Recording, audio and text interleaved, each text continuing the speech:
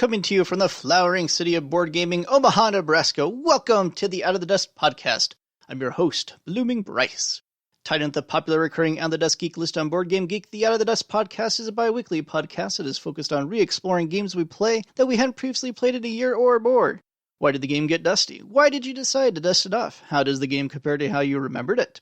Are you likely to play it more often in the future? These are the questions that we're interested in examining on Out of the Dust. This week on the podcast, episode 66. On the Out of the Dust segment, I'll bring Keyflower the Dust, and a contributor will dust off Russian railroads. On the reaction segment, I discuss the BGG Golden Geek Awards. On the What I've Been Playing segment, I review Nova Luna. On the Obscure Bryce Game segment, I review Cowboy Bebop, Space Serenade. And we wrap up the episode by continuing the BGG and my own top 5 countdown to 2015 with the number 4s on the list. I had a chance to bring Keyflower, designer Richard Breeze's hit 2012 game, Out of the Dust recently. Keyflower is easily the most popular game in the Key series, but it's not my favorite overall, and I last played it 3 years, 11 months, and 3 days ago. If I had to choose a favorite Key game, it would be Keeper, though Keyflower would probably be top 3. In any event, my friends and I have been playing on BGA a lot in the last month, and Keyflower is another one we tried at the platform. My most recent play almost 4 years ago was at BGA as well, when I was trying the game out when it was first released on that platform. I didn't think it worked well at all as a turn-based game on the platform because it took way too long to unfold. But this play was live and at my ideal player count of 3 and went very smoothly. I wouldn't want to play the game at any more than that because it's too annoying to keep tabs on everyone's villages. 3 is perfect and rekindles a desire to try to break out my physical copy soon. I won that game as well, which doesn't hurt that desire any because this can be a cutthroat kind of game and it's particularly satisfying to emerge from that kind of merciless scrap at the top of the pile. Let's see what a contributor brought out of the dust. Lo, username Lohengrin, brought Russian railroads out of the dust. Russian Railroads is from publisher Z-Man to designers Helmut Oli and Leonard Lani Ogler, and is one of Top Heavy 2013 standout titles. Low last played it 3 years, 4 months, and 6 days ago, and currently rates it an 8 out of 10. He writes, being under shelter-in-place orders, my gaming has taken a peculiar turn. Even though my wife and I usually play a lot for 2-player games, so one might think we'd play even more in this situation, we're actually playing them a lot less. Instead, as everyone else is taking to the internet to get in their gaming, I've been drawn in with them. It's also meant jumping around a lot more from one game to the next, which has resulted in me playing way more Out of the Dust games than I normally would. I suggested to my video gaming buddy that we try this one on BGA. I assured him that I was rusty and so wouldn't have a great advantage over him, and I didn't for most of the game. In fact, I only caught up during endgame scoring, where I probably did have an advantage from having played before. A lot of people dislike this game because it encourages one to pick a strategy early and stick with it, so the game is mostly playing out what one planned as efficiently as possible. But I find that a bit simplistic because to play well, one has to anticipate the other players who will, knowingly or unknowingly, interfere in one's efficiency puzzle. And that's where the real tension lies in this game, assuming one plays at a high level. Thanks for the contribution, Lo. I'm glad to see other people counting digital plays as Out of the Dust plays too. I had a bunch of those in the last month, and Keyflower was just one of them. Russian Railroads is one of my biggest collection holds, though I play it online fairly regularly, and it's currently my chief example of Z-Man's ridiculous lack of reprint policy. The implementation at BGA is really good, but this is one I like at Yucata better because they have the option of playing with the German Railroads expansion, which I really like, and takes care of that pick one strategy and stick with it perception that you mentioned.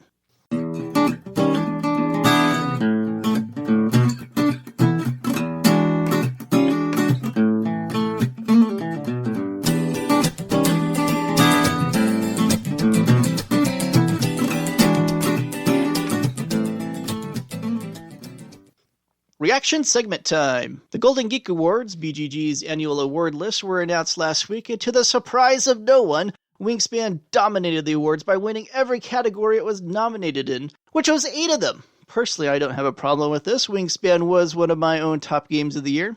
It's truly a delight to play, and I don't think I voted for it lower than 3rd in any of the individual categories it was nominated in. And since this is a fan-favorite popularity-driven contest, I think it's clear that the gaming population at large is on the same page with these results. And yet, once again, we have a vocal minority backlash being expressed in the wake of these award announcements. And I've noticed something a little different about the backlash this time. Previous exclamations of Wingspan hate have been accompanied by expressions of dislike of Stonemaier, who published the game. Thus, Wingspan hate was often merely an extension of Stonemaier hate, but I'm not hearing her sing the usual Stonemaier hate this time. It's just pure Wingspan hate. Now first, let's acknowledge the one fairly decent point the haters make.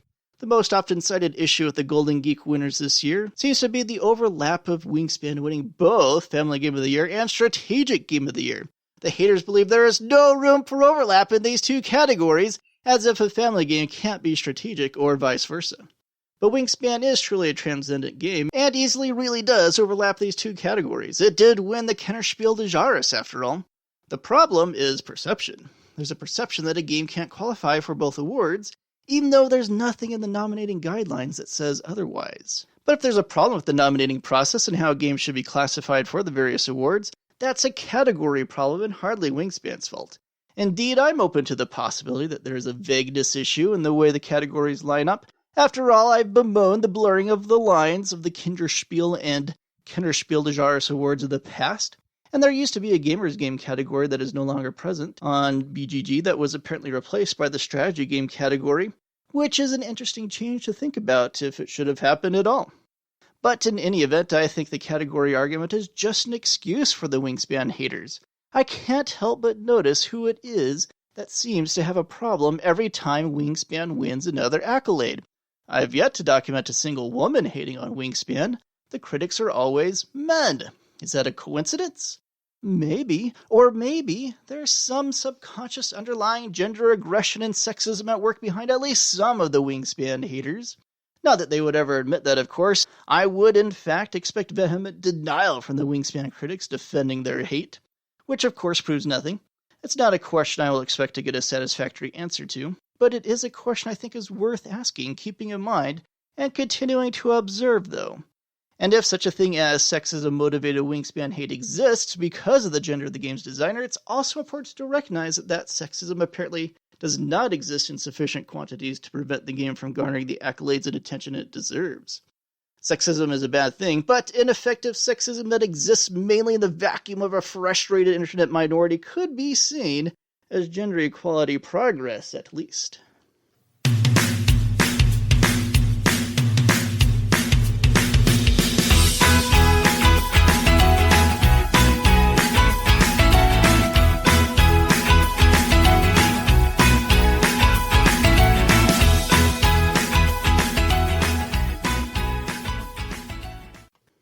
This week on the What I've Been Playing segment, I'm going to tell you about Nova Luna, the new Uwe Rosenberg tile-laying game from Stronghold Games.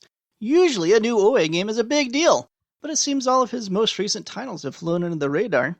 I didn't find out about this one until just a couple of months ago. As an affordably priced one with a solo mode, it made the cut as one of my early social distancing purchases to play by myself and with my wife. One of the defining characteristics of Uwe's games is the mechanical influence that can be seen from one game to another. I like that about his games. It gives me a leg up in learning them, and from someone interested in game design, it's fascinating to see how ideas play out and evolve over time.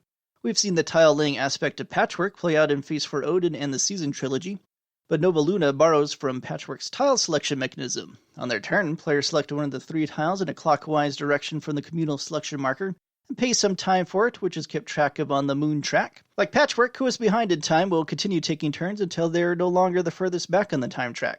These tiles that players are acquiring all have one of 4 colors associated with them.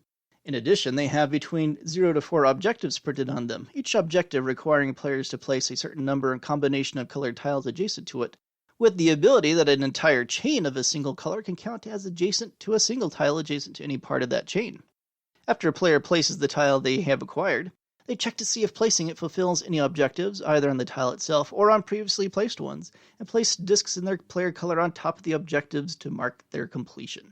The first player to get rid of all 20 of their player color objective discs wins! Both my wife and I enjoy puzzle games like this a lot, and I suspected this one would go over well for both of us. And I was correct.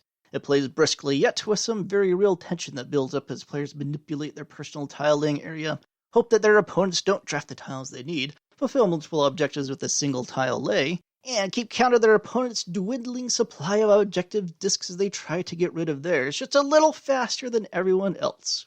So far, every game I've played has been super close, with only a disc or 2 being the difference, or a single turn being the difference. It's the sort of puzzle game that feels very satisfying to win as you take pride in how you optimally laid out your tiles, or strung together several time cost-effective tiles to great beneficial effect. All things considered, I wouldn't compare Nova Luna to the big box games that Uwe is best known for, But compared to his other puzzly type games, Nova Luna might very well be his best one yet. I don't think it's realistic to say that it could approach the popularity of Patchwork, but I wouldn't be surprised to see it become more widely played than any of his entries in the Seasons trilogy.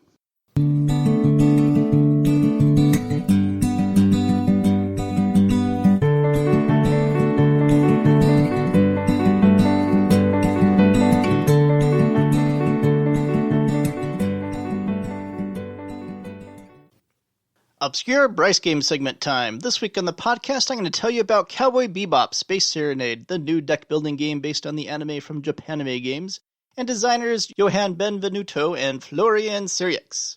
Neither of these designers are very well known, but they have an eclectic catalog between them, Johan being best known for the party game Braintopia, and Florian being best known as co-designing Imaginarium with Bruno Cathala. Like many Japanime titles, this one has flown under the radar since its release last month and has only accumulated a handful of total logged plays on BGG so far. I'm a very picky anime fan, disliking more than I like, but really loving those that I like, and I've enjoyed most of the Japanime games that I've been exposed to over the years, so I'm always tentatively interested in what they put out.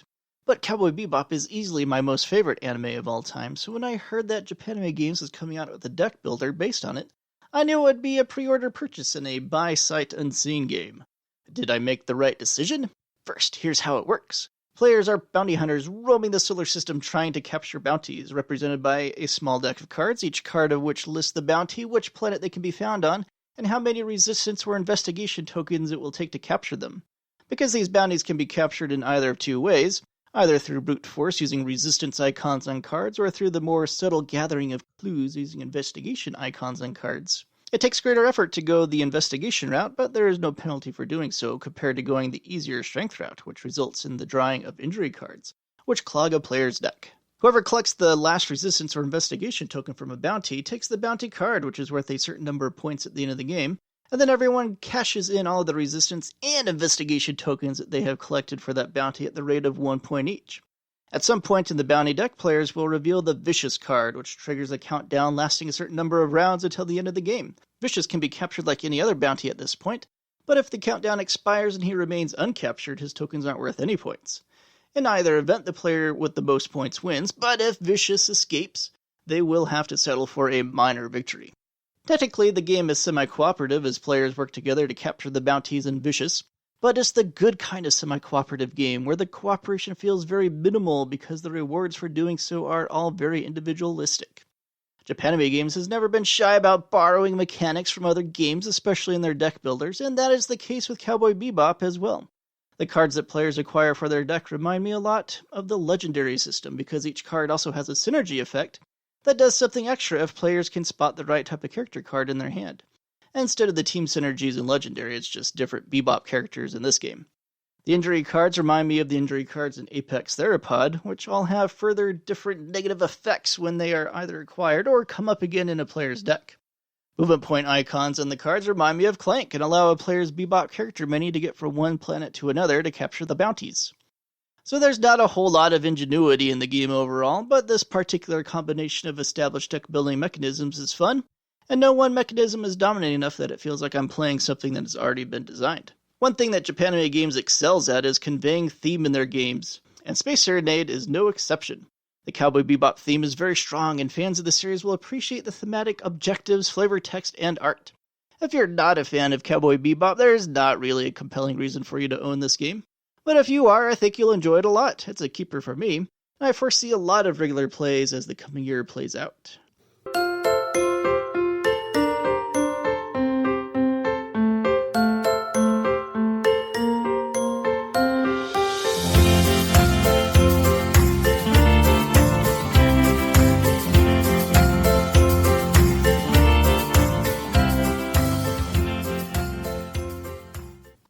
Last episode, I started my review of the top 5 games ranked on BGG from 5 years ago and compared them to my own personal top 5 games from 5 years ago to see how they would match up. This episode will cover number 4 on each list. The 4th highest ranked game on BGG from 2015 is Food Chain Magnate, from publisher Splotter, designers Jeroen Douben and Joris Weersinga. This is Splotter's highest ranked game, and for good reason. It's an impressive package, stuffed with economic goodness that comes in too small of a box. Personally, it's my third favorite Splotter behind Bus and the Great Zimbabwe, but I wouldn't argue against anyone who thinks it's the company's best. It's pretty close for me, and is my most played Splotter. I like it well enough to have invested in the even more expensive catch-up mechanism expansion, which I haven't played my own copy of yet, but I have tried out several of the modules from my friend who also owns a copy. Some of those modules are better than others, but I really like the new tiles because they emphasize what I like best about Food Chain Magnet. I love that spatial element that dictates which restaurants serve which homes in what order. Manipulating that element and timing things just right is very rewarding. One of my favorite board game memories of the last year is when I made a dramatic come-from-behind win in Food Chain Magnet by successfully managing to be the solitary restaurant to serve every single home on the board in the last round. So, Food Chain Magnet, great game and one I still play regularly, but my fourth favorite game of 2015 is Apex Theropod, the dinosaur-themed deck builder from deadbeat designer Herschel Hoffmeyer and his rightfully defunct publishing company Die Hard Games. To this date, Apex Theropod remains the only Kickstarter game I backed that didn't deliver all of their promised product. But the fact that 98% of a complete game is still better than most games in existence is testament to how good of a game this is, and the fact that I'd still put it on a list like this despite being partially buried by the designer is testament to the same thing. But there's a caveat. When I talk about how great Apex Theropod is, I'm only talking about its superior first edition rules and not its disappointing second edition rules that try to turn the game into a player elimination affair. Most people who have played both editions and invested in the game since the beginning of its inception agree with me in this preference, and my custom first edition multiplayer variant rules remain one of the most popular variant threads for the game on BGG today. But this effort is worth it to me because there's just a ridiculous amount of fun to be had in a dinosaur-themed deck-building game. It's one of the games I'd like to bring to conventions to show people since it's such a hard-to-find game currently. And it will be one I continue to demo for people at every opportunity when conventions eventually start happening again. Well, that will do it for episode 66. Thanks for listening. Feel free to join the Out of the Dust Podcast Guild at BoardGameGeek.com. Follow the podcast on Twitter at OutOfTheDustBGG. Leave a comment at the Guild. PM me on BGG under user handle Radagast14. Or email me at radagast14@CenturyLink.net. And join the Out of the Dust conversation yourself at our monthly geek list at BGG. Alright, play me out, Ananda!